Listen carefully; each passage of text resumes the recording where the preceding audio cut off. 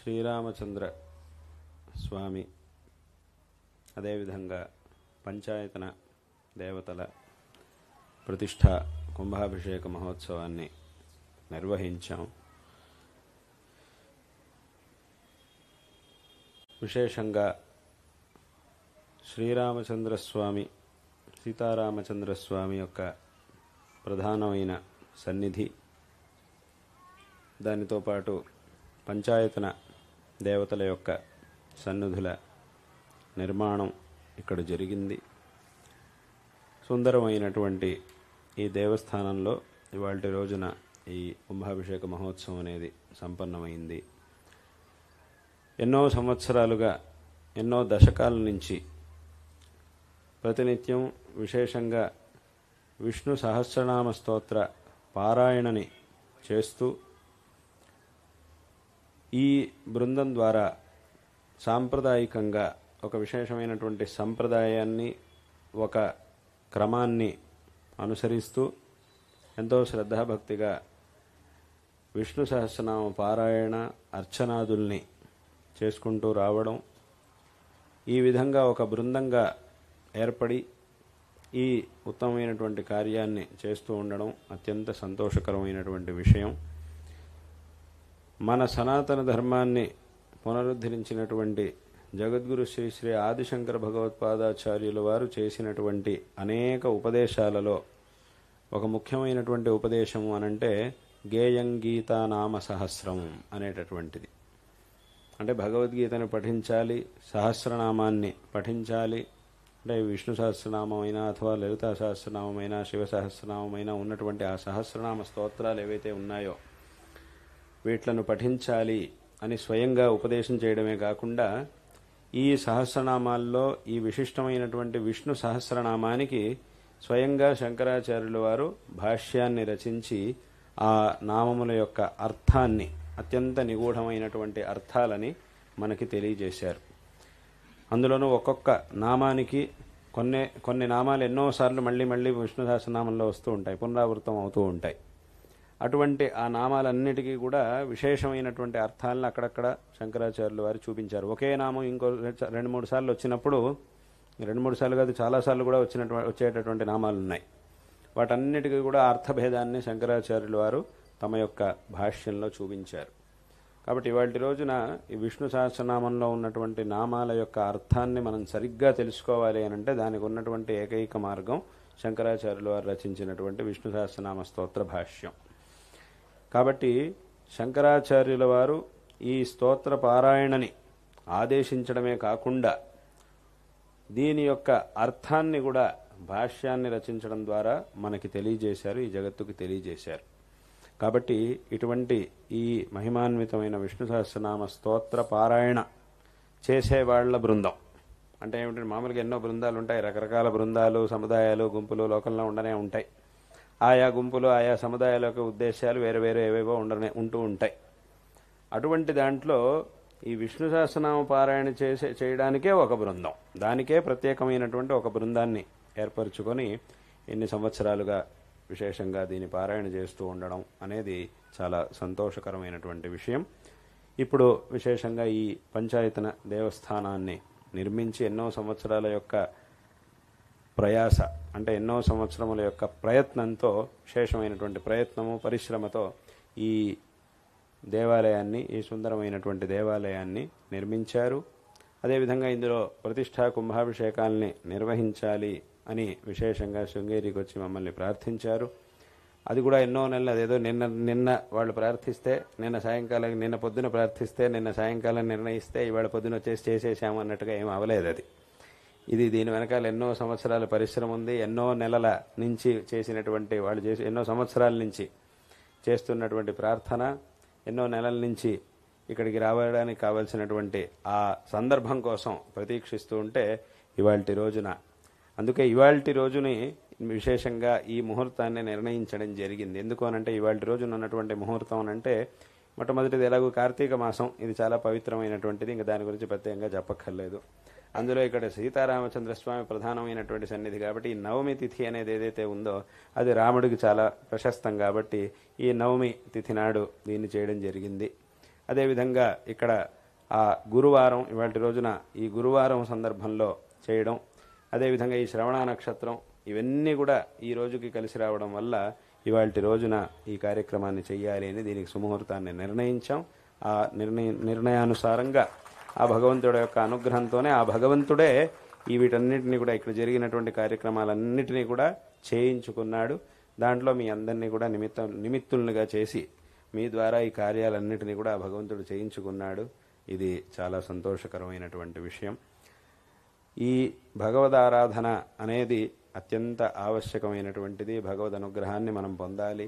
శంకర భగవత్పాదాచార్యుల వారు అందుకే చెప్తారు ఏమిటి అని అంటే భజగోవిందం భజగోవిందం గోవిందం భజ మూఢమతే అని చెప్పారు. అందుకోసమే ఈ వ్యర్థమైనటువంటి పనులు, వ్యర్థమైనటువంటి ఆలోచనలు, వ్యర్థమైనటువంటి మాటలను ఆడకుండా ఉన్నటువంటి సమయాన్ని, అమూల్యమైనటువంటి సమయాన్ని ఆ భగవద్భజన కోసం ఏదో ఒక రకంగా, భజన అంటే ఏదైనా సరే ఏదో ఒక రకంగా భగవద్ ఆరాధన కోసం వినియోగిస్తే తద్వారా అవే నిజమైనటువంటి సార్థకమైన క్షణాలు.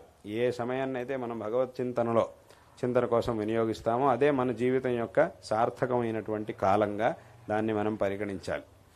కాబట్టి అటువంటి ఆ భగవదారాధన అనేది ఎంతో అవసరం. శంకరాచార్యుల వారు ఈ జగత్తుకి ఆ భగవదారాధన యొక్క తత్వాన్ని ఉపదేశించారు. ఈ విశేషంగా ఈ భక్తి మార్గాన్ని ఈ జగత్తుకు ఉపదేశించారు. ఇక్కడ మన ధర్మంలో 3 మార్గాల్ని చెప్పారు శాస్త్రముల్లో. ఒకటి భక్తి మార్గం, ఇంకోటి కర్మ మార్గం, ఇంకోటి జ్ఞాన మార్గం. అందులోనూ ఈ మూడిట్లోనూ మొట్టమొదట భక్తి మార్గం మరియు కర్మ మార్గం, ఈ 2 ముందు, ఆ తర్వాత జ్ఞాన మార్గం, చివరికి జ్ఞాన మార్గం. జ్ఞాన మార్గం తర్వాత మళ్ళీ ఇంకేమీ ఉండదు, అక్కడికి అదే పూర్తి సమాప్తి. ఆ జ్ఞానాన్ని పొందాము అనంటే జ్ఞానం కోసం ప్రయత్నం చేసి ఆ నివృత్తి ధర్మంలో జ్ఞానం కోసం ప్రయత్నం చేసి జ్ఞానాన్ని పొందిన తర్వాత ఇంకేమీ మిగలదు, చేయవలసినటువంటిది ఏది ఉండదు. కాబట్టి ఆ జ్ఞాన మార్గాన్ని ఉపదేశించారు. కాబట్టి దానికంటే ముందు ఆ జ్ఞాన మార్గంలోకి వెళ్ళడానికి కావలసినటువంటి మార్గాలు అనంటే భక్తి మార్గం మరియు కర్మ మార్గం. అంటే విశేషంగా భక్తితో భగవంతుడిని ఆరాధించడం, అదేవిధంగా మనకి విహితమైనటువంటి కర్మలని ఆచరించడం. ఇవే భక్తి మార్గం మరియు కర్మ మార్గములు అనంటే. ఈ విధంగా భక్తి మార్గాన్ని కర్మ మార్గాన్ని అనుసరించి తద్వారా ఆ జ్ఞాన మార్గంలోకి వెళ్ళి ఆ భగవద్ అనుగ్రహ ఈ జీవితాన్ని సార్థకపరుచుకోవాలి అని శంకరాచార్యుల వారు చూపించినటువంటి మార్గం. ఇక్కడ ఈ భక్తి మార్గము మరియు కర్మ మార్గములు ఈ రెండిటి ద్వారా జ్ఞాన మార్గంలోకి వెళ్ళేటటువంటి యోగ్యతని మనం సంపాదించుకోగలుగుతాం. తద్వారా జ్ఞాన మార్గంలోకి వెళ్ళి ఆ తత్వాన్ని తెలుసుకొని ఈ జీవితాన్ని మనం మోక్షాన్ని పొంది ఈ జీవితాన్ని సార్థకపరుచుకోగలుగుతాం. కాబట్టి ఈ భక్తి మార్గము కర్మ మార్గం ఈ రెండిటిలోనూ అందరూ మొట్టమొదట వెళ్ళాలి. ఇలా భక్తి మార్గంలో కర్మ మార్గంలో వెళ్ళి అది ఇప్పుడు చెప్పినట్టుగా భగవద్ ఆరాధన చేసి మనకి విహితమైనటువంటి స్వధర్మాన్ని ఆచరిస్తే తద్వారా మనకు ఆ జ్ఞాన మార్గంలో వెళ్ళడానికి కావలసినటువంటి యోగ్యత అనేది వస్తుంది. తద్వారా ఈ జీవితం అనేది సార్థకం అవుతుంది. కాబట్టి ఇటువంటి మార్గాన్ని శంకరాచార్యుల వారు చూపించారు. అందుకే ఈ ఒక క్రమం ఏదైతే ఉందో, ఇది ఒక వరస ఏదైతే ఉందో, దీన్నే శంకరాచార్యుల వారు వేదో నిత్యమధీయతాం తదుదితం కర్మస్వనుష్ఠీయతాం తేన ఈశస్య విధీయతాం అపచితి కామ్యే మతిస్త్యజ్యతాం పాపౌఘ పరిధూయతాం భవసుఖే దోషోనుసంధీయతాం ఆత్మేచ్ఛా వ్యవసీయతాం నిజగృహాత్ పూర్ణం వినిర్గమ్యతాం అనేటటువంటి శ్లోకంలో ఈ వరసని చూపించారు. తదుదితం కర్మస్వనుష్ఠీయతాం, ఆ వేదోక్త కర్మల్ని ఆచరించాలి అని చెప్తూ కర్మ మార్గం యొక్క మహత్యాన్ని అక్కడ చూపించారు. అదేవిధంగా తేన ఈశస్య విధీయతాం అపచితి అని ఆ ఈశ్వర ఆరాధన భగవద్ ఆరాధన ఆ భక్తి మార్గం గురించి కూడా అక్కడ చూపించారు. ఇంకా ఎన్నో చోట్ల ఈ భజగోవిందం భజగోవిందం అనే స్తోత్రంలో కానీ అథవా భగవతో భక్తిర్దృఢాధీయతాం ఇదే స్తోత్రంలోని ఈ ఉపదేశ పంచకంలోనే ముందుకెళ్ళిన తర్వాత భగవతో భక్తిర్దృఢాధీయతాం అని అక్కడ కూడా భక్తి మార్గాన్ని చెప్పారు. అదేవిధంగా భక్తి కిన్న కరోత్యహో వనచరో భక్తావతం సాయతే అని అక్కడ శివానంద లహరిలో భక్తి యొక్క మహాత్మ్యాన్ని చూపించారు. ఈ విధంగా ఈ అన్ని మార్గాల్ని చూపించి సరైనటువంటి మార్గదర్శనాన్ని చేసినటువంటి వారు శంకర భగవత్పాదాచార్యులు వారు. కాబట్టి ఈ మార్గంలో వెళ్ళి ఈ జీవితాన్ని సార్థకపరుచుకోవాలి. ఇక్కడ అప్పటి కాలంలో మొట్టమొదటి సమస్య ఏమిటి అనంటే నాస్తిక్యం. నాస్తికులందరూ కూడా శంకరాచార్యుల వారి కాలంలో ఏం చేశారు అనంటే నాస్తికులందరూ కూడా భగవంతుడు అనేవాడు లేడు అని వాదన చేస్తూ ఉండేవారు. అప్పుడు వాళ్ళందరితోనూ శంకరాచార్యుల వారు వాదించి భగవంతుడి యొక్క అస్తిత్వాన్ని మళ్ళీ వాళ్ళందరికీ కూడా తెలియజేశారు. ప్రమాణపూర్వకంగా భగవంతుడి యొక్క అస్తిత్వాన్ని వాళ్ళందరికీ కూడా తెలియజేశారు. అక్కడికి ఆ నాస్తిక్యాన్ని ఖండించి భగవద్ అస్తిత్వాన్ని శంకరాచార్యుల వారు చూపించారు. అక్కడికి మొదటి పని అయింది. కానీ ఇది అయిన తర్వాత మళ్ళీ ఇంకో రెండో సమస్య మొదలైంది. ఏమిటి? భగవంతుడి యొక్క అస్తిత్వాన్ని సాధించిన తర్వాత రెండో సమస్య మొదలైంది. ఏమిటి అనంటే, భగవంతుడు అంటే భగవంతుడు ఎవరు? ఎందుకంటే భగవంతుడికి అనేక రూపాలు ఉన్నాయి, చాలా రూపములు ఉన్నాయి. ఏ భగవంతుడిని ఆరాధించాలి? ఈ దేవుడు పెద్దవాడా, ఆ దేవుడు పెద్దవాడా? ఎందుకంటే ఇలా భగవంతుడు ఉన్నాడు అని చెప్పంగానే అందరూ కూడా ఏం చేశారు అంటే, మా దేవుడే గొప్పవాడు, మా దేవుడే గొప్పవాడు, మీ దేవుడు చిన్నవాడు. ఏదో మా దేవుడు గొప్పవాడు అంటే తప్పు లేదు, అందులో ఏ తప్పు లేదు. కానీ దాంతోపాటు మీ దేవుడు చిన్నవాడు అనంటే అది మళ్ళీ తప్పు. కాబట్టి ఈ విధంగా మళ్ళీ ఘర్షణలు మొదలయ్యాయి. శివుడు పెద్దవాడా, విష్ణువు పెద్దవాడా, అమ్మవారా అథవా గణపత, ఎవరు? వీళ్ళందరిలో ఎవరు పెద్ద? నేను పూజించే దేవుడే పెద్ద, నువ్వు పూజించేవాడు చిన్నవాడు అని ఈ రకంగా మళ్ళీ వీళ్ళంతా కూడా గుంపులుగా ఏర్పడి మళ్ళీ వాదనలు చేసుకోవడం, ఘర్షణలు చేసుకోవడం మొదలెట్టారు. ఈ మతాలన్నీ కూడా మళ్ళీ మొదలైనాయి. అప్పుడు శంకరాచార్యుల వారు మళ్ళీ ఏం చేశారు అనంటే, తమ భాష్యంలో ఒక చోట చెప్పారు. ఏమిటి? స్యాత్ పరమేశ్వరస్యాపి ఇచ్ఛావశాత్ మాయామయం రూపం సాధకానుగ్రహార్థం అని చెప్పారు. అంటే దీని అర్థం ఏమిటి అనంటే, పరమేశ్వరుడు అంటే ఆ భగవంతుడు భక్తులను అనుగ్రహించడం కోసం ఒక్కొక్క సందర్భంలోనూ ఒక్కొక్క రూపాన్ని, ఒక్కొక్క నామాన్ని ధరించి మన ముందుకొచ్చాడే తప్ప ఉన్న భగవంతుడు ఒక్కడే. అది శివుడైనా, విష్ణువైనా, అమ్మవారైనా, ఎవరైనా కూడా ఉన్న భగవంతుడు ఒక్కడే. ఒకే భగవంతుడు ఇన్ని రూపాల్లో మనకు కనిపిస్తున్నాడు. అంతే తప్ప ఇక్కడ ఏ విధమైనటువంటి తారతమ్యం అనేది లేదు. ఈయన పెద్ద, ఆయన చిన్న అనేటటువంటి భావన పనికిరాదు. ఎందుకంటే ఆ కనిపిస్తున్నటువంటి రూపంలో తేడా ఉన్నప్పటికీ దాని వెనకున్నటువంటి భగవత్ చైతన్యంలో ఏ విధమైనటువంటి తేడా లేదు. కాబట్టి ఈయన పెద్ద, ఆయన చిన్న అనడానికి వీలేదు. ఎందుకంటే ఈయన ఆయన వేరే కానప్పుడు మళ్ళీ వాళ్ళిద్దరిలో ఈయన పెద్ద, ఆయన చిన్న అనడానికి ఆ మాటకు అవకాశమే లేదు. ఎందుకంటే రెండు రూపాలని మనం చూస్తున్నప్పుడు ఒకే పరమాత్మ రెండు రూపాలని ధరించాడు. కాబట్టి ఒకే పరమాత్మ ఆయా సందర్భానికి తగినట్టుగా రెండు రూపాలని ధరించినప్పుడు ఈయన పెద్ద, ఆయన పెద్ద, ఈ పరమాత్మ, ఈ దేవుడు పెద్ద, ఆ దేవుడు పెద్ద అనేటటువంటి మాటకి ఇక్కడ అవకాశమే లేదు. ఎందుకంటే రెండు రూపాలని ధరించినటువంటి వాడు ఒకే వ్యక్తి. అయితే ఆ రూపం అనేది ఏదైతే ఉందో దాంట్లో తేడా ఉండొచ్చు. ఈ రూపం ఒకలాగా ఉంటుంది, ఆ రూపం ఒకలాగా ఉంటుంది. మనుషులందరికీ కూడా వాళ్ళ వాళ్ళ అభిరుచికి తగినట్టుగా ఒక్కొక్క రూపం కాస్త ఎక్కువగా ఇష్టం అవుతుంది. ఈ శివుడి రూపం, కొంతమందికి శివుడి రూపం అంటే ఇష్టం, కొంతమందికి విష్ణు అంటే ఇష్టం, కొంతమందికి అమ్మవారి యొక్క రూపం అంటే ఇష్టం, కొంతమంది గణపతి అంటే ఇష్టం. ఈ రూపాలన్నీ కూడా ఒకే పరమాత్మకి చెందినటువంటి రూపాలు. ఒకే పరమాత్మ ఇన్ని రూపాలని ధరించాడు. కాబట్టి ఇన్ని రూపాలు వెనుకున్నటువంటి పరమాత్మ ఒకడే.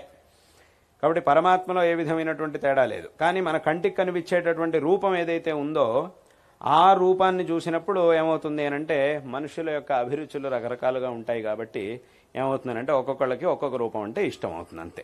కానీ అలాగనే నాకు ఈ రూపం అంటే ఇష్టం కాబట్టి ఇంకో రూపాన్ని నిందిస్తాను, అథవా ఆ రూపం దీనికంటే తక్కువ, అక్కడ ఉండే దేవుడు దీనికంటే తక్కువ అనంటే మాత్రం అది చాలా తప్పు. ఎందుకు అనంటే ఈ రూపమైనా ఆ రూపమైనా ఉన్నటువంటి పరమాత్మ ఒక్కడే. కాబట్టి దీన్నే శంకరాచార్యుల వారు ఉపదేశించారు.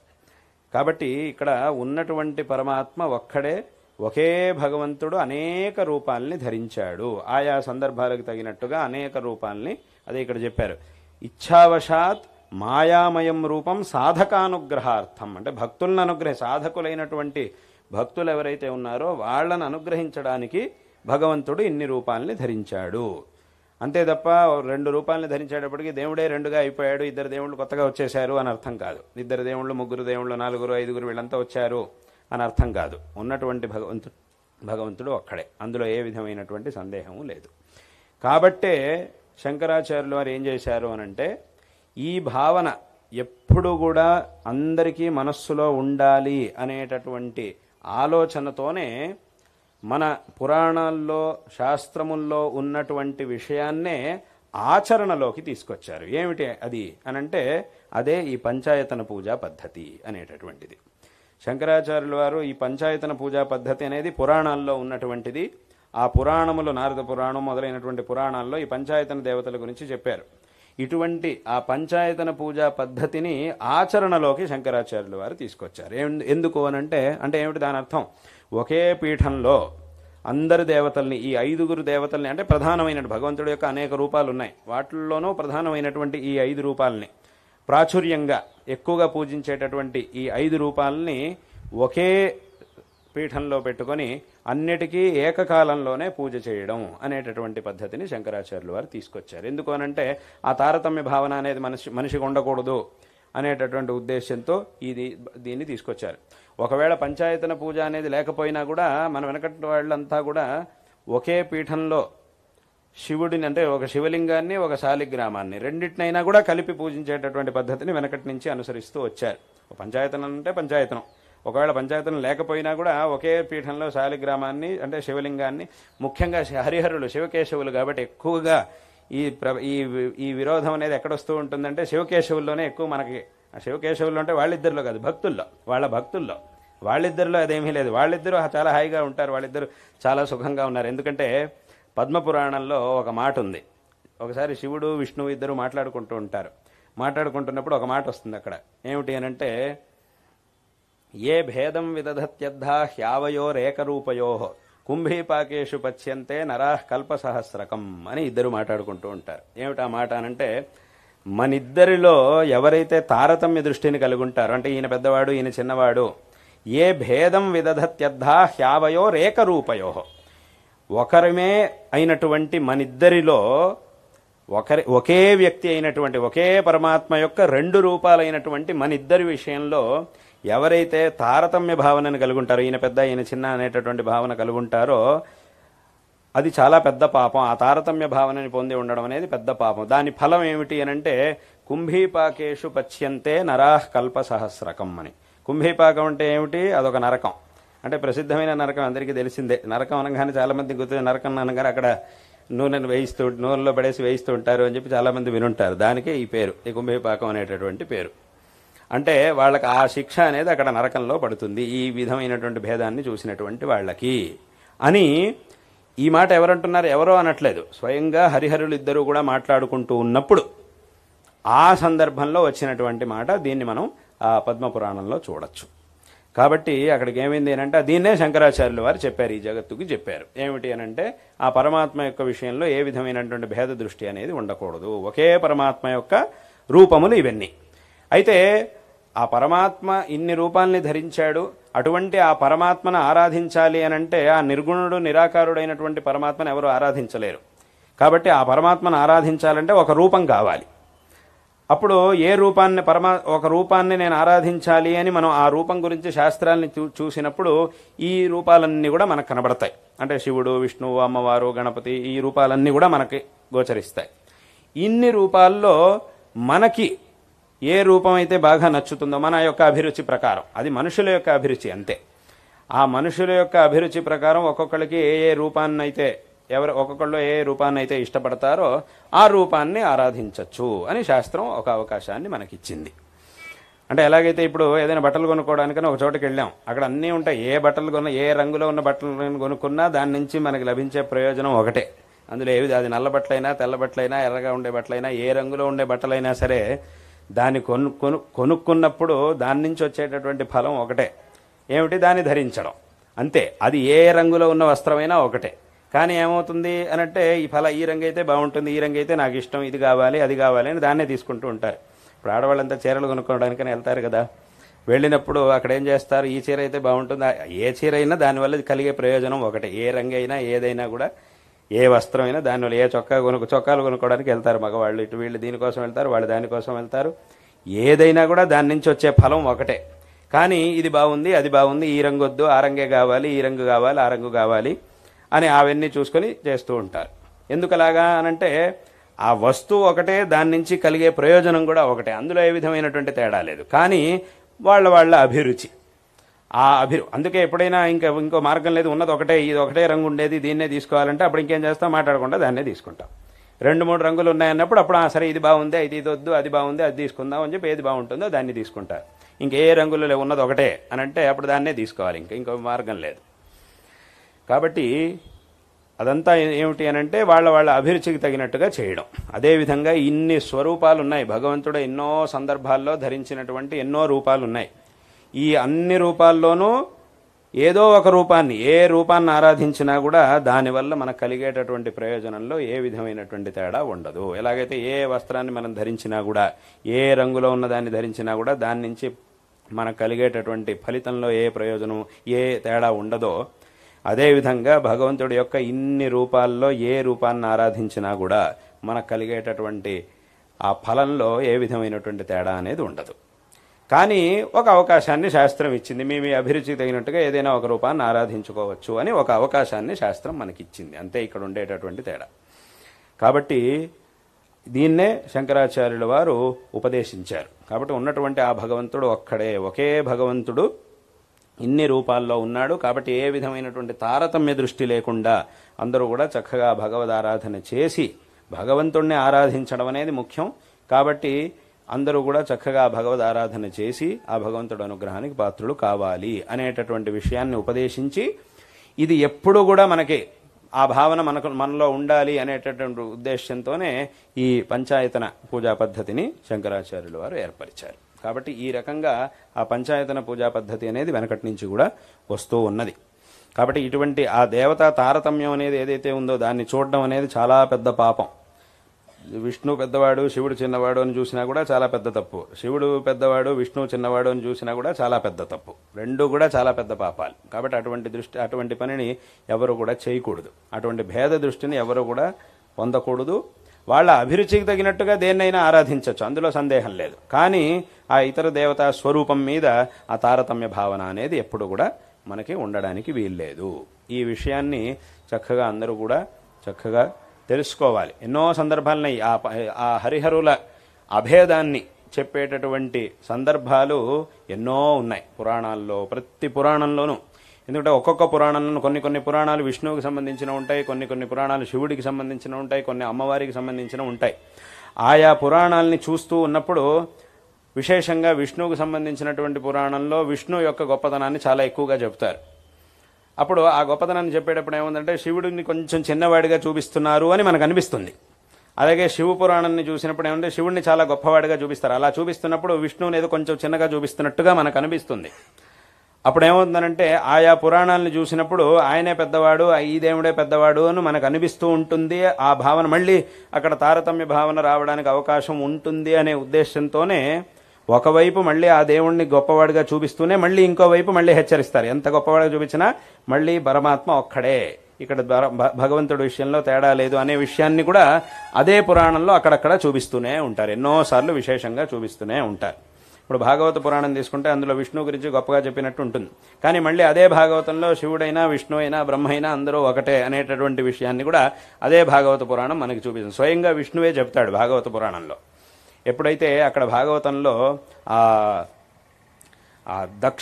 దక్షుడి ఆ యాగధ్వంసం అనేది జరుగుతుందో, ఆ దక్షుడి యాగంలో శివుడికి అవమానం జరిగినప్పుడు, దక్షుడు శివుడిని అవమానించినప్పుడు ఆ తర్వాత ఏముందంటే తర్వాత శివగణాలు వచ్చి ఆ యాగాన్ని ధ్వంసం చేయడం అదంతా జరుగుతుంది. మళ్ళీ వాళ్ళంతా విష్ణువుని ప్రార్థించినప్పుడు విష్ణువు అక్కడ ప్రత్యక్షం అవుతాడు. విష్ణువు ప్రత్యక్షమై చెబుతాడు, దక్షుణ్ణి మందలిస్తాడు. ఏమిటి అనంటే నువ్వు తప్పు చేశావు. ఎందుకు అనంటే నన్ను శివుణ్ణి వేరువేరుగా చూస్తూ నన్ను ఆరాధించి శివుణ్ణి ద్వేషించావు నువ్వు. ఇది చాలా పెద్ద తప్పు. ఇలా చేయడం అనేది చాలా పెద్ద తప్పు. ఎందుకంటే నేను శివుడు అందరం ఒకటే అనేటటువంటి విషయాన్ని స్వయంగా విష్ణు అక్కడ భాగవత పురాణంలో చెప్తాడు.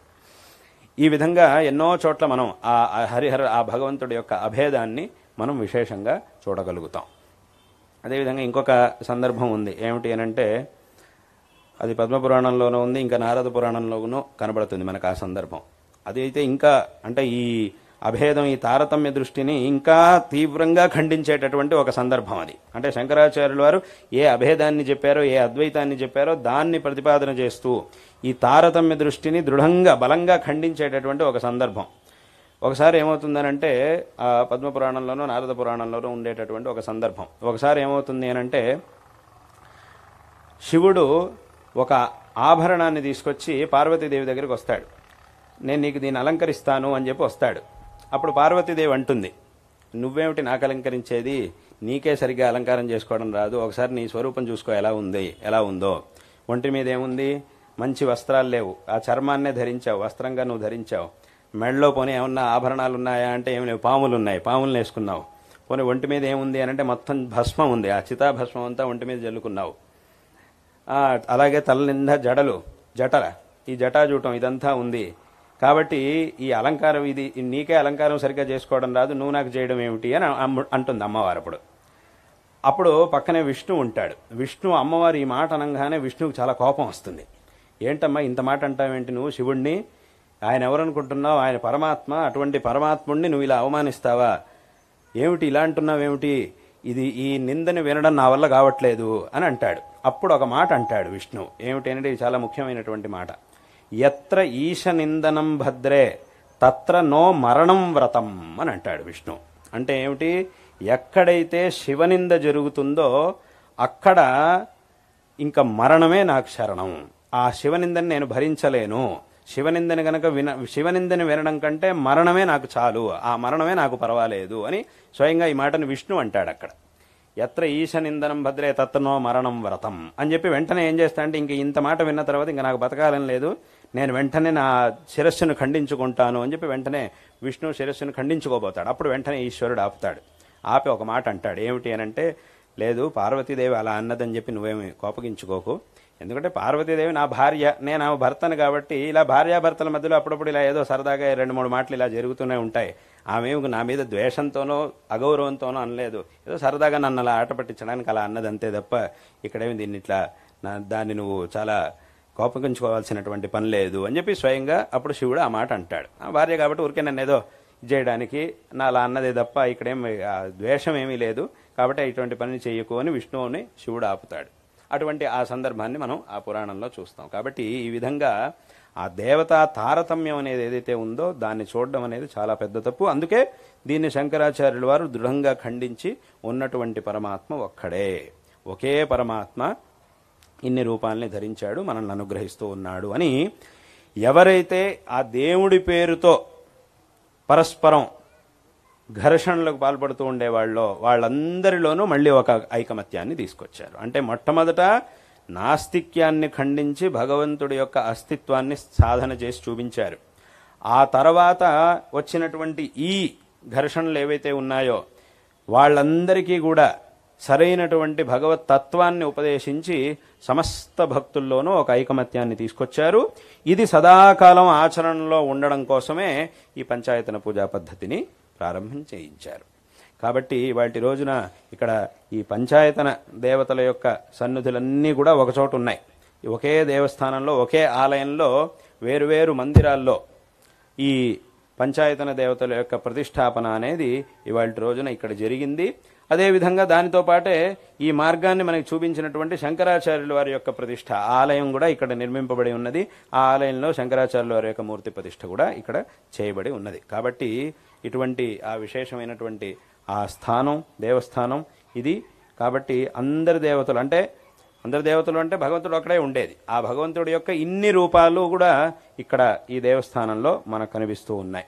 కాబట్టి దీన్ని ఈ గొప్పతనం అంటే పంచాయతన దేవస్థానంగా ఎందుకు నిర్మాణం చేశారు అనేటటువంటి విషయాన్ని అందరూ కూడా చక్కగా తెలుసుకోవాలి. అంటే ఏదో రామాలయం ఒకటి కడితే సరిపోతుంది కదా, అథవా శివాలయం ఏదో ఒకటి కట్టేస్తే, అమ్మవారి కూడా ఏదో కట్టేస్తే చాలు కదా, ఇన్ని దేవతామూర్తులు ఎందుకు ప్రతిష్ఠ చేశారు అనంటే ఈ విషయాన్ని శంకరాచార్యుల వారు మనకి చూపించారు. అంటే పురాణాలు మనకి చెబుతున్నాయి, దాన్నే శంకరాచార్యుల వారు చూపించారు. కాబట్టి ఆ దేవతా రూపాలన్నిటిలోనూ ఉండేటటువంటి భగవత్ చైతన్యం ఒకటే. కాబట్టి ఆ విషయాన్ని అందరూ కూడా చక్కగా తెలుసుకోవాలి అనేటటువంటి ఉద్దేశంతోనే ఆ పంచాయతన పూజా పద్ధతిని ప్రారంభించారు. అందుకే ఇటువంటి పంచాయతన దేవస్థానాల్ని కూడా నిర్మించడం అనేది వెనకటి నుంచి వచ్చినటువంటి పద్ధతి. కాబట్టి దీన్ని అందరూ కూడా చక్కగా తెలుసుకొని ఆ భగవత్ తత్వాన్ని అందరూ కూడా చక్కగా తెలుసుకోవాలి. అందుకే చాలామంది ఏమంటూ ఉంటారు అనంటే, మీ హిందూ ధర్మంలో చాలామంది దేవుళ్ళు ఉన్నారు, ఒకళ్ళ ఇద్దరా చాలా మంది దేవుళ్ళు ఉన్నారు, వీళ్ళని పూజించాలా వాళ్ళని పూజించాలా, ఎవరు పూజ చేయాలి, ఎవరు వదలాలి, ఎవరిని వదిలితే ఈయన వదిలితే ఆయన కోపం వస్తుంది, అంటే ఎవరిని వదిలితే ఈయన కోపం వస్తుంది, ఆయనకు పూజ చేసి ఈయన వదిలేస్తే ఈయన కోపం వస్తుంది, శివుడికి పూజ చేసి విష్ణువుకి చేయకపోతే విష్ణువు కోపం వస్తుంది, విష్ణువుకి చేసి శివుడికి వదిలేస్తే శివుడికి కోపం వస్తుంది. కాబట్టి ఏమిటిదంతా హిందూ ధర్మంలో ఈ దేవతల వ్యవస్థ అనేది ఇది సరిగ్గా లేదు, అది ఇది చాలామంది అంటూ ఉంటారు. కానీ ఇది అత్యంత మూర్ఖమైనటువంటి మాట. ఎందుకు అనంటే ఇక్కడ ఉన్నటువంటిది ఒకే ఒక్క పరమాత్మ. అసలు పరమాత్మ అనేవాడు ఒక్కడే ఉంటాడు అనేటటువంటి విషయాన్ని ఈ ప్రపంచానికి చెప్పిందే మన ధర్మం. ఇప్పుడు వేరే ఎవరెవరైతే ఉన్నారో అసలు వీళ్ళ మతాలన్నీ కూడా ఎక్కడున్నాయి ఒక కాలంలో, ఇది అనాది కాలం నుంచి ఉన్నటువంటిది. ఎవరైతే ఇలా ఆక్షేపణ చేస్తున్నారో, మా మతంలో అయితే ఉన్నది ఒకే ఒక్క దేవుడు, కానీ మీ మతంలో మాత్రం ఇంతమంది దేవుళ్ళు ఉన్నారు అని ఎవరైతే అంటున్నారో, అసలు ఉన్న భగవంతుడు అనేవాడు ఒక్కడే ఉండడానికి సాధ్యం. 2-3 దేవుళ్ళు ఉండడానికి వెళ్ళేది. 2-3 ముఖ్యమంత్రులు ఒకేసారి ఉండరు ఎక్కడా కూడా. అథవా ఇద్దరు ముగ్గురు ప్రధానమంత్రులు ఒకేసారి ఉండరు, ఇద్దరు ప్రధానమంత్రులు ఒకేసారి ఒక దేశంలో ఎప్పుడు ఉండరు, ఒకళ్ళ తర్వాత ఒకళ్ళు ఉండొచ్చు.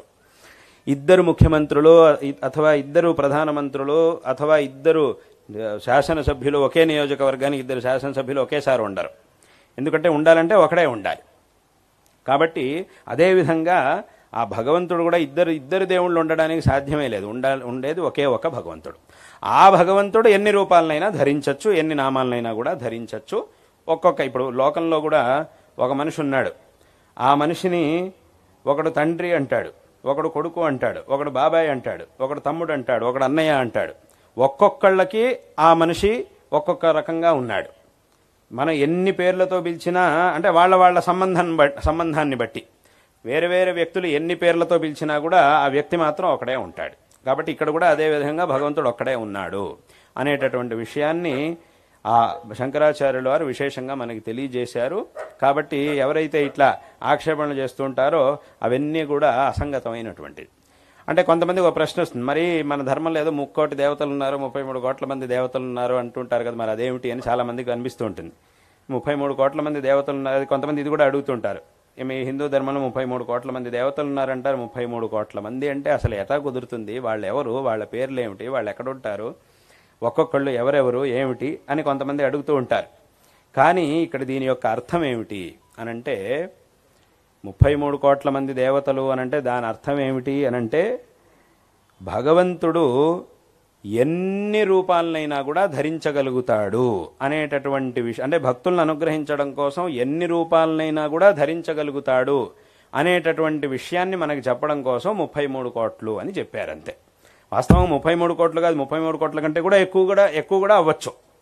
కానీ అన్ని రూపాలు, ఎన్ని దేవతలు ఎన్ని రూపాలు ఉన్నా కూడా వాటన్నిటినీ ధరించండి ఒకే పరమాత్మ. అంటే ఒకే పరమాత్మ ఎన్ని రూపాలనైనా ధరించగలుగుతాడు, ఒకే సందర్భంలో ఎన్ని చోట్లకైనా వెళ్ళగలుగుతాడు, ఎంతమందినైనా అనుగ్రహించగలుగుతాడు. ఆ సామర్థ్యం ఉన్నటువంటి వాడు భగవంతుడు అని ఆ భగవత్ సామర్థ్యాన్ని మనకు తెలియజేయడం కోసం అలా చెప్పారు అంతే. ఇప్పుడు భగవంతుడి గురించి చెప్పేటప్పుడు సహస్రశీర్ష పురుష సహస్రాక్ష సహస్రపాత్ అన్నారు. అంటే సహస్రాక్ష అంటే ఏమిటి, 1000 కళ్ళు, అక్షం అంటే కన్ను అని అర్థం. 1000 కళ్ళు కలిగినటువంటి వాడు అని 1000 మాత్రం, అలాగైతే 1000 మాత్రమే ఉండేవాడా, 1001 కాదా అని అంటే అది కాదు ఇక్కడ అర్థం. 1000 కళ్ళు అని దాని యొక్క అర్థం. సహస్రాక్ష అంటే వేల అంటే అలా మళ్ళీ అక్కడ 1000 అంటే ఎన్ని వేలు అనే ప్రశ్న కూడా అక్కడ అవకాశం లేదు. 1000 అంటే ఎన్ని, 5000 10,000 25,000 ఎంత సంఖ్య అని కూడా అడగడానికి వెళ్ళలేదు. దాని యొక్క అర్థం ఏమిటి అని అంటే అసంఖ్యాకమైనటువంటి కళ్ళు. అసంఖ్యాకమైనటువంటి కళ్ళు అనంటే దాని అర్థం ఏమిటి, భగవంతుడు సర్వవ్యాపిగా అన్ని చోట్ల ఉన్నాడు. అక్కడ సహస్రం అని అని పదాన్ని ప్రయోగించారు, కానీ దాని యొక్క అర్థం ఏమిటి, దాని యొక్క తాత్పర్యం ఏమిటి అనంటే అసంఖ్యాకమైనటువంటి కళ్ళతో భగవంతుడు ఈ ప్రపంచాన్ని చూస్తూ ఉన్నాడు. ఎవరు ఏం చేస్తున్నారు, ఎప్పుడు ఏ క్షణంలో ఏం చేస్తున్నారు, ఏం ఆలోచిస్తున్నారు, ఏం మాట్లాడుతున్నారు, ప్రతి ఒక్క విషయాన్ని గమనిస్తూ ఉండేటటువంటి వాడు. ఇలా ప్రతి విషయాన్ని గమనిస్తూ ఉన్నాడు భగవంతుడు అనంటే ఎందుకు అనంటే వాళ్ళు చేసినటువంటి కర్మఫలాల్ని వాళ్ళకి ఇవ్వాలి అనంటే ఇవన్నీ కూడా తెలిసిన వాడై ఉండాలి. ఇప్పుడు తన కింద పనిచేసే ఉద్యోగులకి సరిగ్గా జీతం ఇవ్వాలి అంటే ముందు ఇచ్చేటటువంటి వాడు వీళ్ళు ఏం పని చేస్తున్నారు అనే దాన్ని ముందు చూడాలి. ఆ చూసే శక్తి ఉన్నటువంటి వాడు అయి ఉండాలి. అప్పుడు వీడు ఏం పని చేశాడు, ఎంత పని చేశాడు, ఎన్ని రోజులు ఏం పని చేశాడు, ఏం చేయాల్సి ఉంది కానీ ఏం చేశాడు, నిజంగా చెప్పినంత పని చేశాడా లేదా, వీటన్నిటినీ కూడా గమనించే శక్తి ఉండాలి. అప్పుడే వీడు అధికారి స్థానంలో కూర్చోవడానికి యోగ్యుడవుతాడు, ఆ అర్హతని పొందుతాడు. వీడికి ఏమీ తెలియదు, పని చేయించడం రాదు, ఎవరు ఏం పని చేయాలో తెలియదు అనేటటువంటి వాడిని అధికారి స్థానంలో కూర్చోబెట్టడం సాధ్యం కాదు. అదంతా తెలిస్తేనే అప్పుడు చేసినటువంటి పనికి తగినట్టుగా ఫలితాన్ని ఇవ్వగలుగుతాడు. వాళ్ళకి ఇవ్వాల్సినటువంటి జీతమో ఏదో వాటికి సరైనటువంటి పనికి తగినట్టుగా ఇవ్వగలుగుతాడు. ఒకవేళ అలా గమనించేటటువంటి శక్తి కనుక వాడికి లేదు అనంటే ఆ స్థానంలో కూర్చోవడానికి వాడు అనర్హుడు అని దాని యొక్క అర్థం. అదేవిధంగా ఇక్కడ కూడా భగవంతుడు ఇన్ని 100 కోట్ల మంది మనుషులు కానీ జంతువులు కానీ వీటన్నిటికి కూడా ఆయా ఫలితాలని కర్మఫలాలను ఇవ్వాలి అనంటే అందరి యొక్క జ్ఞానం ఎప్పుడు ఎవరు ఏం చేస్తున్నారు, ఏం మాట్లాడుతున్నారు, ఏం ఆలోచిస్తున్నారు, మనస్సుతో శరీరంతో వాక్కుతో అన్నిటితోనూ ఏమేం చేస్తున్నారు అనేటటువంటి జ్ఞానం ఈశ్వరుడికి ఉండాలి. అందుకే ఈశ్వరుని సర్వజ్ఞుడు అని మనం అనేది. కాబట్టి ఇదంతా జరగాలి అనంటే ఈశ్వరుడు ఎప్పుడూ కూడా మనల్ని గమనిస్తూ ఉంటాడు. అందుకే మనల్ని ఎప్పుడు కూడా ఈశ్వరుడు గమనిస్తూ ఉంటాడు, ప్రతి ఒక్కరిని కూడా. చాలామంది ఏమనుకుంటారు, అబ్బాయి మేము చేసినప్పుడు ఎవరు చూడలేదండి, ఎవరు చూడకుండా చేసేసామని అనుకుంటారు. వేరే ఎవరు చూసినా చూడకపోయినా అసలుగా చూడాల్సిన వాడు చూసేశాడు. మేము చూడకుండా నేను చేసినప్పుడు అక్కడ ఎవరు లేరు, ఏదో పని చేశాడు, ఏమిట్రా ఇలా చేసామనంటే ఏదో చేసేసానులే కానీ ఎవరు చూడలేదులేండి పర్వాలేదు అని అంటారు. అది కాదు, ఎవరు చూడలేదు అని అంటే లేదా నేను చేసినప్పుడు అక్కడ ఎవరు లేరు, ఎవరు లేని చోటుకి వెళ్ళి ఏదో పని చేసి వచ్చాను అని అంటాడు. కానీ ఏమవుతుంది, ఎవరు చేసినా చేయకపోయినా చూడకపోయినా చూడాల్సిన వాడు చూస్తూనే ఉంటాడు. ఆయనకు కూడా కనపడకుండా ఎక్కడికో ఒక చోటకి వెళ్ళి చేసి వస్తాను అంటే మాత్రం అది సాధ్యం కాదు. అది అప్పటికి కూడా జరగదు. కాబట్టి చూడాల్సిన వాడు చూశాడు, గమనించాడు, తెలుసుకున్నాడు, నువ్వు ఫలానా పని చేశావని తెలుసుకున్నాడు, దానికి తగినటువంటి ఫలాన్ని ఏదో ఒక సమయంలో నీకు ఇస్తాడు. దానికి ఒక సమయం వస్తుంది, ఎందుకంటే వెంటనే రాకపోవచ్చు, ఎందుకంటే ఆయనకు తెలుసు ఎప్పుడు ఎవరికి ఏమి ఇవ్వాలనేది తెలుసు. కాబట్టి ఆ సమయం వచ్చినప్పుడు దానికి తగినటువంటి ఫలాన్ని అప్పుడు వాళ్ళకి ఇస్తాడు.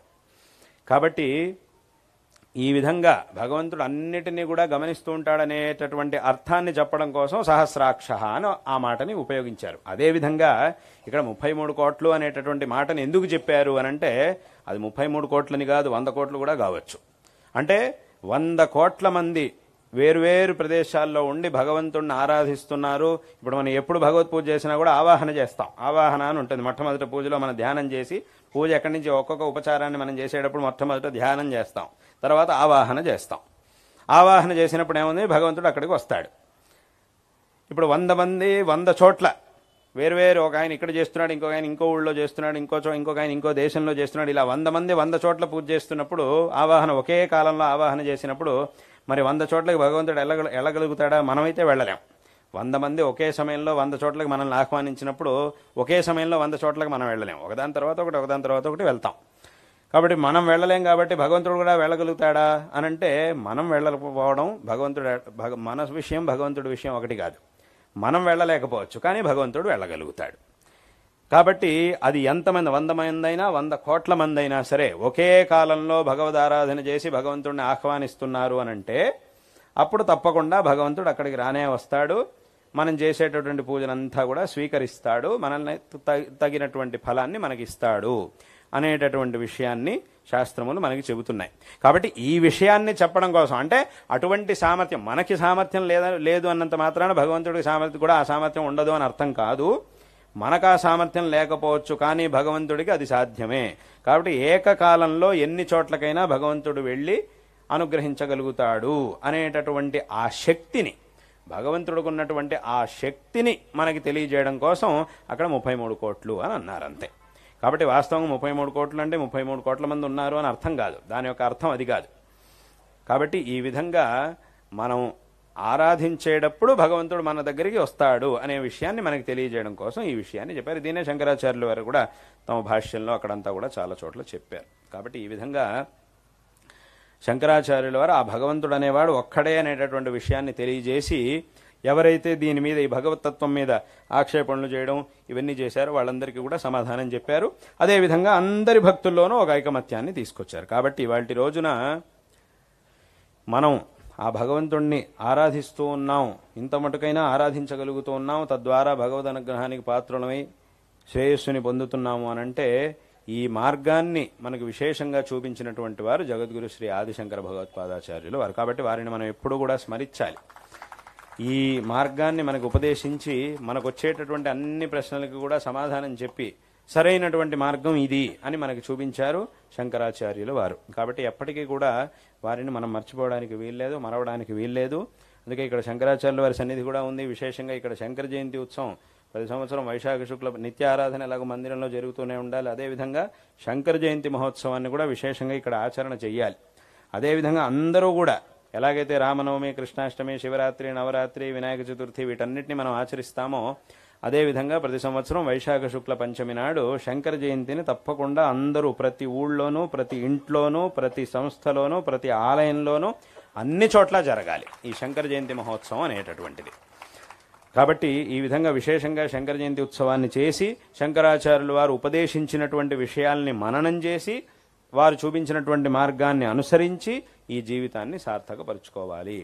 నిజంగా శంకరాచార్యుల వారి యొక్క అవతారం గనక అవ్వకపోయి ఉంటే ఇవాళ రోజున ఎక్కడా కూడా మనం కించిత్తు ఈ ధర్మాన్ని చూడడం అనేది సాధ్యమయ్యేది కాదు. వారి యొక్క అవతారం అయ్యి శంకరాచార్యుల వారు ఇంత దృఢంగా ఈ ధర్మాన్ని సంస్థాపన చేశారు కాబట్టే వారి అవతారం అయిన తర్వాత ఇన్ని శతమానాలు గడిచినా కూడా, ఇన్ని శతమానాల్లో ఈ ధర్మం మీద ఎన్నో ఆక్రమణలు, ఈ ధర్మాన్ని విధ్వంసం చేయడానికి ఎన్నో ప్రయత్నాలు జరిగినా జరుగుతూ ఉన్నా కూడా ఇవాళకి ఇంత దృఢంగా ఈ ధర్మం అనేది ఉన్నది. దానికి కారణం ఎవరు అంటే శంకరులు చేసినటువంటి ఆ ధర్మ సంస్థాపన. శంకరాచార్యుల వారు అవతరించి ధర్మ సంస్థాపనని చేసి సరైనటువంటి మార్గాన్ని మనుషులకి మనందరికీ కూడా ఉపదేశించిన తర్వాత ఇంకా ఎంతోమంది ఆచార్యులు వచ్చారు. వాళ్ళందరూ కూడా వాళ్ళ శైలిలో ధర్మ ప్రచారాన్ని చేశారు. కానీ మొట్టమొదట మనం స్మరించవలసింది అనంటే అది శంకర భగవత్పాదాచార్యుల వారిని. అందులో ఏమాత్రం సందేహం లేదు. ఇది అందరూ కూడా ఒప్పుకోవాల్సినటువంటి విషయం. కాబట్టి వారు చూపించినటువంటి ఆ మార్గాన్ని అనుసరించి కృతార్థులు కావాలి. విశేషంగా శంకరాచార్యుల వారు 3 రకాల కార్యాలని చేశారు. అందులో మొట్టమొదటి కార్యం గ్రంథ రచన. ఇప్పుడు చెప్పినట్టుగా భాష్యాలు, ప్రకరణ గ్రంథాలు, స్తోత్రాలు, ఇలా ఎన్నో గ్రంథాలని శంకరాచార్యుల వారు రచించారు. అది మొదటి కార్యం వారు చేసింది. ఈ గ్రంథములన్నిటిలోనూ ఏది అసలైనటువంటి తత్వం అనే దాన్ని మనకు వారు ఉపదేశించారు. కాబట్టి ఇది మొదటి కార్యం. రెండో కార్యం ఏమిటి అనంటే సంపూర్ణంగా భారతదేశంలో సంచారం చేశారు. మొత్తం భారతదేశం మొత్తం కాలినడకన వారు సంచారం చేశారు.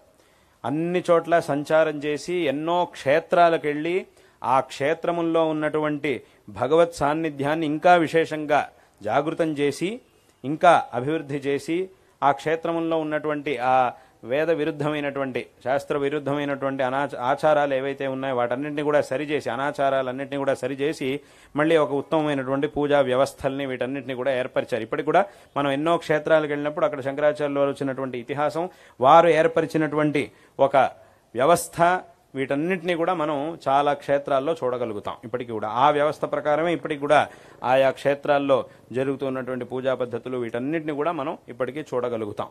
అందుకే విశేషంగా ఇప్పుడు ఉత్తర భారతంలో ఉన్నటువంటి బద్రీనాథ క్షేత్రం ఉంది. ఆ బద్రీ క్షేత్రంలో కేరళలో ఉండేటటువంటి నంబూద్రీలని అక్కడ అర్చకుల్నిగా శంకరాచార్యుల వారు నియమించారు. ఎందుకంటే ఆ అన్ని చోట్ల ఆ ఐక్యత అనేది రావాలి. భారతదేశంలో ఇది ఉత్తర భారతం, ఇది దక్షిణ భారతం, ఇటువంటి భావన ఉండకూడదు. అది వేరు, ఇది వేరు, దానికి మాకు సంబంధం లేదు అనే భావన ఉండకూడదు అనే ఉద్దేశంతో అక్కడ ఉన్నటువంటి క్షేత్రంలో ఇక్కడ ఉన్నటువంటి వైదికుల్ని అర్చకుల్నిగా నియమించారు. అదేవిధంగా రామేశ్వరంలో, రామేశ్వర క్షేత్రం దక్షిణ భారతంలో చిట్ట చివరిన ఉంది. అక్కడ రామేశ్వర క్షేత్రంలో మహారాష్ట్రకి చెందినటువంటి బ్రాహ్మణుల్ని అక్కడ అర్చకులుగా శంకరాచార్యుల వారు నియమించారు. ఈ విధంగా ఎన్నో క్షేత్రాల్లో ఒక వ్యవస్థని చేసి, ఈ వ్యవస్థ ప్రకారమే ఇప్పుడు కూడా ఇదంతా జరుగుతూ ఉండాలి అని ఆదేశించారు. ఆ వ్యవస్థ ప్రకారమే ఇప్పటికి కూడా అంతా జరుగుతూ ఉన్నది. కాబట్టి ఈ విధంగా ఎన్నో క్షేత్రాలకు వెళ్ళి అక్కడ ఎన్నో విశిష్టమైనటువంటి కార్యాలని చేశారు. తిరుమల క్షేత్రంలో వెంకటేశ్వర స్వామి సన్నిధిలో అక్కడ ధనాకర్షణ యంత్రాన్ని స్థాపించారు. కాబట్టే ఇప్పటికి కూడా మనం తిరుమలలో అక్కడ వెంకటేశ్వర స్వామి గుళ్ళో దర్శనానికి వెళ్లే ముందు ఎక్కడైతే మనం అక్కడ ఉన్నటువంటి ద్వారపాలకుల్ని దాటుకొని మనం లోపలికి వెళ్తాము. చాలామంది తిరుపతికి వెళ్ళినటువంటి వాళ్ళు ఉన్నారు.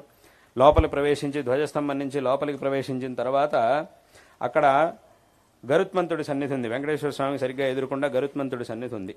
ఆ సన్నిధిని మనం దాటుకొని లోపలికి ఇంకా ముఖమండలం ఉన్నటువంటి మండపంలోకి ప్రవేశించడం కంటే ముందు ఎక్కడైతే జైవిజీవులు ఉన్నారో అక్కడ పక్కనున్నటువంటి ఒక స్తంభంలో పైన శంకరాచార్యుల వారి విగ్రహాన్ని మనం చూడగలుగుతాం. ఇప్పటికి కూడా అక్కడ శంకర భగవత్పాదాచార్యుల వారి విగ్రహం అనేది అక్కడ సరిగ్గా ఆ ద్వారం బయట అక్కడే ఉంది. కాబట్టి అది ఆ తిరుమల క్షేత్రంలో అక్కడ శంకరాచార్యుల వారి మూర్తిని మనం అక్కడ ఉన్నటువంటి స్తంభంలో చూడగలుగుతాం. కాబట్టి ఈ విధంగా ఆ తిరుమల క్షేత్రంలో విశేషంగా ఆ యంత్రస్థాపన చేశారు. ఈ విధంగా ఎన్నో క్షేత్రాలు, ఇప్పుడు ఉదాహరణకి ఇప్పుడే చెప్పినట్టుగా బదరీ క్షేత్రం ఉంది. ఆ బద్రీనారాయణ క్షేత్రం ఏదైతే ఉందో అక్కడ ఇవాళ రోజున మనం చూస్తున్నటువంటి ఆ మూర్తిని మళ్లీ తీసుకొచ్చి అక్కడ స్థాపన చేసింది శంకరాచార్యుల వారు. ఆ బద్రీనాథ స్వామి, బద్రీనారాయణ స్వామి విగ్రహాన్ని అక్కడ స్థాపించింది. ఎందుకనంటే అప్పటి కాలంలో అక్కడ ఆ క్షేత్రం మీద కొన్ని ఆక్రమణలు జరిగినప్పుడు ఆ ఆక్రమణ చేసినటువంటి వాళ్ళు ఏం చేశారు అనంటే ఆ మూర్తిని తీసుకెళ్లి పక్కనున్న తీర్థంలో పడేశారు. నారద తీర్థం అని దాంట్లో పడేశారు. అప్పుడు శంకరాచార్యుల వారు అక్కడికి వెళ్ళి అక్కడ ఉన్నటువంటి పరిస్థితిని అంతా తెలుసుకుని వెంటనే ఏం చేశారు అనంటే ఆ తీర్థంలోకి దిగి, ఎందుకంటే వేరెవరి వల్ల దిగడం అనేది సాధ్యం కాదు, అటువంటి ఆ వాతావరణంలో, ఆ చల్లని వాతావరణంలోనూ దాంట్లోకి దిగి లోపల ఉన్నటువంటి మూర్తిని మళ్లీ తీసుకొచ్చి స్థాపన చేశారు. దాన్నే ఇప్పుడు మనం బద్రీ క్షేత్రంలో భగవంతుడిని, బద్రీనారాయణుడి దర్శనాన్ని మనం చేస్తూ ఉన్నాం. ఈ విధంగా ఎన్నో క్షేత్రాల్లో, అది జగన్నాథ స్వామి క్షేత్రం పురిలో, అక్కడ కూడా విశేషంగా భగవన్మూర్తి స్థాపన చేశారు. ఈ విధంగా ఎన్నో క్షేత్రాల్లో శంకరాచార్యుల వారు అక్కడ ఉన్నటువంటి భగవత్ సాన్నిధ్యాన్ని ఇంకా జాగృతం చేసి ఆ క్షేత్రముల్లో ఒక విశేషమైనటువంటి పూజా పద్ధతుల్ని ప్రారంభించారు, చేయించారు, సరి చేశారు అన్ని చోట్ల కూడా. అదేవిధంగా ఎంతోమందితో వాదనలు చేసి, ఎవరైతే వేద విరుద్ధమైనటువంటి ధర్మ విరుద్ధమైనటువంటి వాదనలు చేస్తూ ఉండేవారో వాళ్ళందరితోనూ వాదన చేసి సరైనటువంటి మార్గానికి తీసుకొచ్చారు వాళ్ళందరినీ కూడా. ఈ విధంగా ఎన్నో కార్యాల్ని ఆ విజయయాత్ర కాలంలో శంకరాచార్యులు వారు చేశారు. ఆ తర్వాత మళ్ళీ మూడో కార్యం ఏమిటి అనంటే ఈ 4 ఆమ్నాయ పీఠముల యొక్క స్థాపన. 4 దిక్కుల్లోనూ 4 ఆమ్నాయ పీఠాలని స్థాపించారు. ఇటువంటి ఆమ్నాయ పీఠములలో ఈ దక్షిణ దిక్కులో శృంగేరి క్షేత్రంలో శారదామ్మవారిని ప్రతిష్టాపన చేసి ఈ పీఠాన్ని స్థాపించారు కాబట్టి ఇది శారదా పీఠము అనేటటువంటి నామాన్ని పొందింది ఈ దక్షిణామ్నాయ శృంగేరి శారదా పీఠం. కాబట్టి ఇటువంటి ఈ పీఠం యొక్క అవిచ్ఛిన్నమైన గురు పరంపరలో మా గురువరేణ్యులు జగద్గురు శ్రీ శ్రీ భారతీ తీర్థ మహాస్వామి వారు 36వ అధిపతులు. వారు ప్రస్తుతం ఈ పీఠం యొక్క అధిపతులుగా మనల్నందరినీ కూడా అనుగ్రహిస్తూ ఉన్నారు. విశేషంగా ఈ బృందానికి, విష్ణు సహస్రనామ స్తోత్ర పారాయణ బృందానికి వారు విశేషమైనటువంటి తమ ఆశీస్సుల్ని, అనుగ్రహాన్ని అందించారు. వారి యొక్క అనుగ్రహంతో ఈ అభివృద్ధి కార్యాలన్నీ కూడా చక్కగా జరుగుతూ ఉన్నాయి. దీనికి విశేషమైనటువంటి అనుగ్రహాన్ని వారు చేసి ఉన్నారు. కాబట్టి ఈ సందర్భంలో, ఇవాల్టి రోజున జరిగినటువంటి ఈ కార్యక్రమం యొక్క సందర్భంలో మీ అందరికీ కూడా నారాయణ స్మరణపూర్వకంగా ఆశీర్వాదాలని తెలియజేస్తూ ఉన్నాం. శారదా చంద్రమౌళీశ్వరుల యొక్క, మా గురువరేణ్యుల యొక్క పరిపూర్ణమైనటువంటి అనుగ్రహం మీ అందరి యందు సదాకాలం ఉండుగాక, తద్వారా అందరికీ కూడా సకల శ్రేయస్సులు లభించుగాక అని ఈ సందర్భంలో ఆశీర్వాదాలను తెలియజేస్తూ ఉన్నాం. అదేవిధంగా ఈ బృందం తరఫున ఇంకా ముందు వచ్చే భవిష్యత్ కాలంలో కూడా ఇంకా విశేషంగా ఈ అనుష్ఠానాలు ఇవన్నీ కూడా ఇంకా చక్కగా ధార్మికమైనటువంటి అనుష్ఠానాలు, ఈ కార్యక్రమాలన్నీ కూడా ఇంకా విశేషమైనటువంటి రీతిలో అన్నీ కూడా చక్కగా జరుగుగాక అని ఈ సందర్భంలో మా యొక్క ఆశీర్వాదాలను తెలియజేస్తూ ఉన్నాం. అందరూ కూడా, బృందానికి చెందినటువంటి వాళ్ళందరూ కూడా విశేషమైనటువంటి శ్రద్ధతో ఈ బృందం యొక్క నియమాలు, ఇది ప్రారంభం నుంచి ఏ ఒక నియమాలను అనుసరిస్తూ అందరూ కూడా దీన్ని చేసుకుంటూ వచ్చారో అదే విధమైనటువంటి నియమాల్ని అదే విధంగా పాటించాలి. అదే విధంగా పాటిస్తూ ఇక్కడ చెప్పినటువంటి ధర్మాలన్నింటినీ కూడా చక్కగా ఆచరిస్తూ పారాయణ, స్తోత్ర పారాయణ, అర్చన ఇత్యాదులన్నింటిలోనూ అందరూ కూడా పాల్గొనాలి. ఈ నియమములకి ఏ విధమైనటువంటి భంగాన్ని ఎవరు కూడా తీసుకొచ్చేటటువంటి ఆలోచన కానీ ప్రయత్నాన్ని కానీ ఎవరు కూడా చేయకూడదు.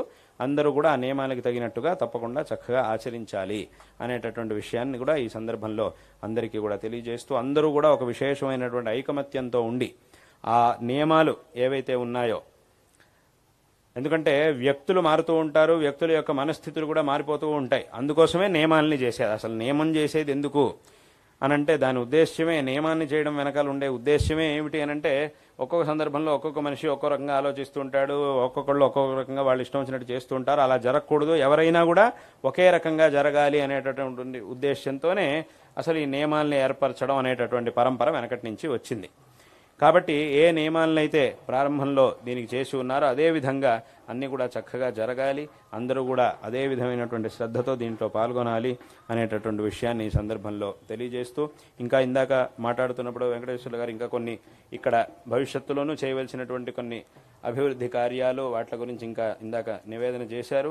ఆ అన్ని కార్యాలు ఇప్పటివరకు జరిగినటువంటి కార్యముల్లో ఎంతోమంది భక్తులు చాలా శ్రద్ధాభక్తులతో, విశేషమైనటువంటి శ్రద్ధాభక్తులతో ఈ ఉత్తమమైనటువంటి కార్యంలో పాల్గొన్నారు. విశేషమైనటువంటి తమ సేవను అందించారు. ఈ ముందు జరిగేటటువంటి కార్యక్రమాలు కూడా భక్తులందరి యొక్క సహకారంతో మీరు సంకల్పించినటువంటి ఆ కార్యాలు కూడా చక్కగా జరుగుగాక, శీఘ్రంగా కార్యములన్నీ కూడా సంపన్నం అవుగాక అని ఈ సందర్భంలో ఆశీర్వాదాలను తెలియజేస్తూ, ఈ సందర్భంలో అందరికీ కూడా నారాయణ స్మరణపూర్వకంగా ఆశీర్వాదాన్ని తెలియజేస్తున్నాం. ఈ బృందం యొక్క సభ్యులందరికీ కూడా మా యొక్క ఆశీర్వాదాన్ని తెలియజేస్తున్నాం. విశేషంగా వెంకటేశ్వర్లు గారికి, దీనికోసం చాలాసార్లు ఆయనతో పాటు ఉండే వాళ్ళందరూ కూడా సామాన్యంగా చెప్పాలంటే నెల శృంగేరికి వస్తూ ఉండేవాళ్ళు. ప్రతిసారి సామాన్యంగా నెలకోసారి వచ్చినట్టే అయింది దాదాపుగా. ప్రతిసారి రావడం, ఇది ఎప్పుడు కార్యక్రమం ఎప్పుడవుతుంది రావడం, అథవా అడగడం, ఫోన్ చేసి అడగడం, ఎప్పుడు కూడా ఫోన్ చేస్తూనే ఉండేవారు. ఎప్పుడైంది, దీని ముహూర్తం పెట్టారా, ఎప్పుడు జరుగుతుంది కార్యక్రమం అని అడుగుతూనే ఉండేవాళ్ళు. సరే నేను చెప్పాను, ఒకసారి నేనే చెప్పేశాను, కాదండి సరిగ్గా నేను నిర్ణయం చేసి తప్పకుండా మీకు చెప్తాను, అప్పటి వరకు మళ్ళీ అడగండి అని కూడా ఒకసారి చెప్పాను.